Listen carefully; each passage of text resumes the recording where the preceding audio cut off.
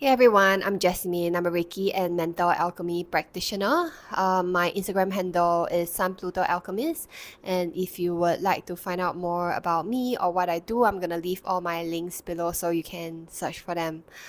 So I don't feel like I've been doing as much videos recently as in the past. So basically, I'm just really busy with school and assignment, and also just a little bit tired overall. I feel like I'm still recovering from the eclipse. I have no idea anymore, but I'm just gonna, let my body slowly recover. And I'm just gonna jump on here to share a little bit of my learnings, a little bit of my enlightenments recently. So, as some of you know, I'm kind of like in I don't know, is it in or like kind of know people in the spiritual community in Singapore. And sometimes I do go around and attending sessions, whether is it individual sessions or like group sessions and stuff like that of like different modalities. It can be sound bath, it can be I think I'm going to this energetic spinal adjustment, something like that, on this Saturday. So yeah, I've been attending various modalities, and earlier when I was in class, there was a little bit of chatter about like we need to have masters in counseling psychology in order to apply for jobs. I mean, for most of the jobs in Singapore, and they actually don't pay so well, da da da. And yeah, I was just listening to all of that, and it reminded me of hearing all of those last year when I was studying, taking my diploma. And I feel like that was kind of what stopped me in my tracks last year. Wouldn't say the whole lot of it, but part of it. And I do wonder like a lot about why am I, you know, pursuing out of all of this, putting in all the effort, the time, even the money to pick up, just to graduate from something, and at the end of the day, I wouldn't even get much returns. I mean, I do get it in the sense of like when we pursue something, that must be some passion, there must be some interest, and we need to like it to a certain extent, but to actually like something to a certain extent doesn't mean that we need to sacrifice ourselves for it. Like, I don't know if you've heard of this before, like when somebody pursues something, they're like, the starving artist kind of analogy. It kind of spells the meaning of like, you must like it so much that you have to forsake some things in your life, whether is it luxury, or like in the case of the starving artist, it can be somebody who cannot even afford to have enough to eat. I think that says like a lot. And the course that I'm going through right now is addiction intervention. So the teacher did share a little bit about the counselors who specialize in giving counseling to addicts and stuff like that, and saying that there's actually not much money to be earned, not much income to be earned in this industry, and also that it is actually not easy to become a counselor for addicts. And we went through a little bit of role play, and I was like learning all of the stuff, and I agree it wasn't easy, but it just felt like, I don't know, it just felt strange, or it just didn't sit right with me.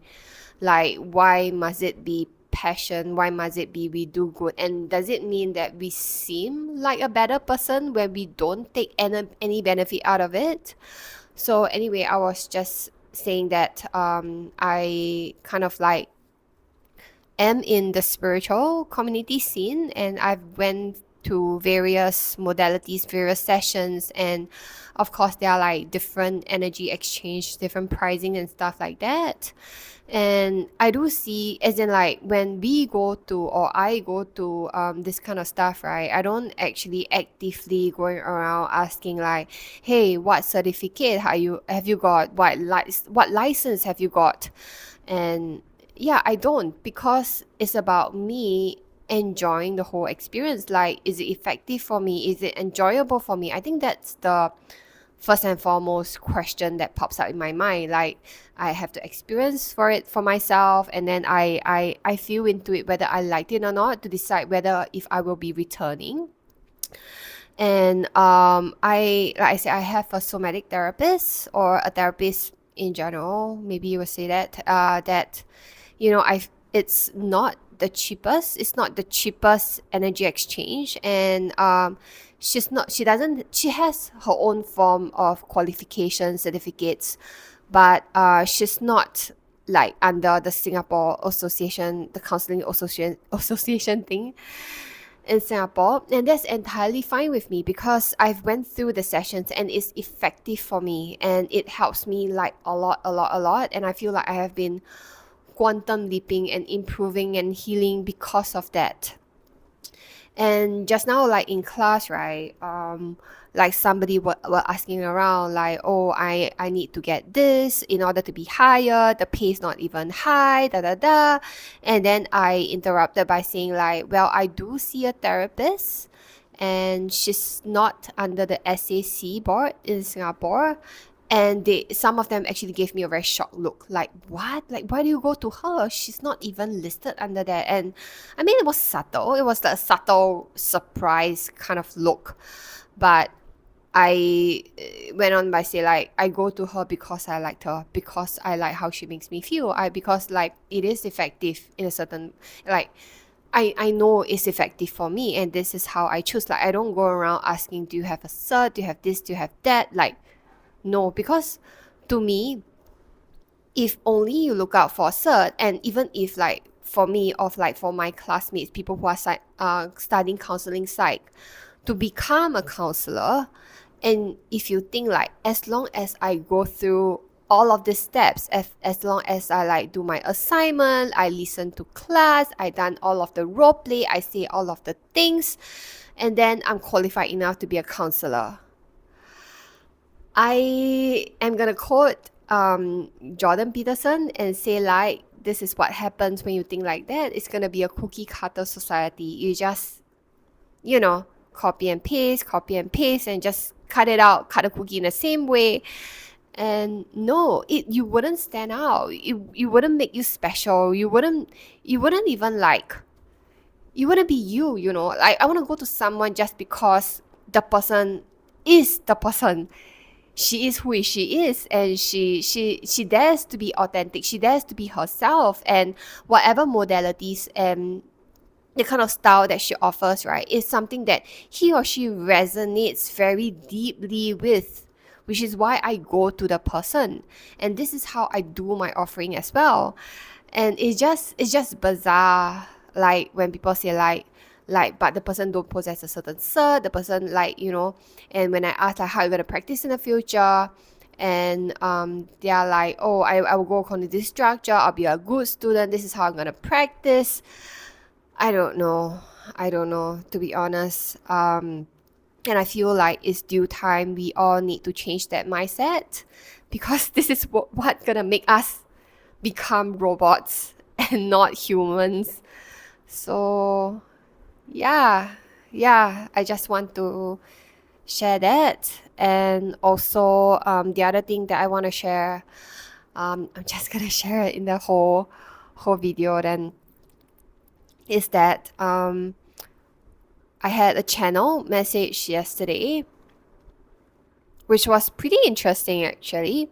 So I'm asking that, like, what do we need to do, or what does it take for us to manifest our dream life? Because I've always been interested in manifestation, in Hermetic Principles, and understanding I'm trying to reverse engineer and understanding like how do we actually become a conscious creator to create our dream life. And because I mean, no matter what, I'm still in the 3D world, right? I'm still like seeing things like things needs to be concrete to be considered real. And with like the war going on recently, with inflation going on in Singapore, it just felt like it's going the opposite direction of what we are seeing about like we are rising from 3D to 5D, and it's just a little bit bizarre to me. So I channel, or rather I get somebody close to me to channel for me to ask like how is this going, because yeah, I couldn't figure it out. And I did think this is one of the time where I ask question to the higher source where I have literally no idea what answer is going to be, not a single inkling. And the channeled message actually kind of blew my mind. So I'm asking, like, for example, how do we make more money? How do we be more abundant? Da da da. And then the channel message was something like, there are actually opportunities all around. It already exists. But the thing is, with your conditioning, our limiting belief, our mindset, right? It's what is stopping us. It is stopping us to tap into all of these opportunities. And it made me wonder for a bit, because all along I did like try to tie in our vibration, our frequency into this as well, because I feel like they do play a part. So I'm like, what do you mean? Because I feel like our body, our emotional body and our energetic body does play a part as well. So it says like, the channel message is like, yes, it does play a part, which means that when you set a certain intention, right, your energetic body, your vibration is kind of like, I don't know, I feel like it's kind of like the strength of the, or the accuracy of like when you set an intention, like how possible is that intention gonna happen actually depends on your vibration, depends on your frequency. However, going back, right, the question is, what kind of intention are you setting? What do you want to manifest? I think that's the key thing in all of this. And your intention that you set comes from your mind, right? And if you think certain things are not possible, not at all, you are not going to put that down. You're not going to pen them down as one of your intention, as one of the thing that you want to manifest. And that's the biggest loophole of them all. And it was kind of like an epiphany for me, because I feel like, I mean, for myself, I'm always interested in psychoanalysis, interested in different parts of me, yada yada, and I'm just interested in this topic in general. So I do search for information a lot, and that of course obviously helps to open up my mind, and it helps me to like set maybe better and bigger intentions to manifest. But I have never really looked into changing our conditioning, changing our limiting beliefs, so to say. And I've never seen it in that way. It's like it's gonna affect us in what intention that we might set. And it's the case of like, no matter how much I raise my vibration, do my energetic work, and if I were to, just go to people to kind of like, I don't know, Reiki is one of them. If I were to just Reiki myself without doing any mental work, it's probably not gonna get me very far. It's probably gonna get me further than if I do no work at all, but it's still not gonna get me very far. And then the channel message is like, which is why you are doing mental alchemy. I'm like, gosh, I don't know. Like, I know that it works in a sense of like rewriting our inner narrative, rewriting our our old stories, our old traumas. And I know a mental alchemy explanation video is due to come. Give me some time. I will definitely make it. Yeah. So anyway, like, yeah, it helps to process emotions as well. But then it's that moment I realized that it is time to incorporate into mental alchemy of, you know, slowly, gently nudging it in a way to change our conditionings. I feel like I might have already done that.